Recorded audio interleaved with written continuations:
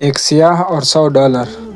ایک قصبے کے ہوٹل میں ایک سیاح داخل ہوا اور مالک سے اس کے ہوٹل کا بہترین کمرہ دکھانے کو کہا۔ مالک نے اسے بہترین کمرے کی چابی دی اور کمرہ دیکھنے کی اجازت دے دی۔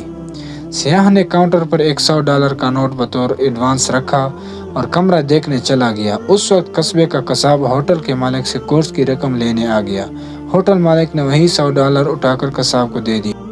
کیونکہ اسے امید تھی کہ سیاح کو کمرہ ضرور پسند آ جائے گا، قصائی نے $100 لے کر فوراً یہ رقم اپنے جانور سپلائی کرنے والے کو دے دی۔ جانور سپلائی والا ایک ڈاکٹر کا مقروض تھا جس سے وہ علاج کروا رہا تھا، تو اس نے وہ $100 ڈاکٹر کو دے دیے۔ وہ ڈاکٹر کافی دنوں سے اسی ہوٹل کے ایک کمرے میں مقیم تھا، اس لیے اس نے یہی نوٹ ہوٹل کے مالک کو ادا کر دیا۔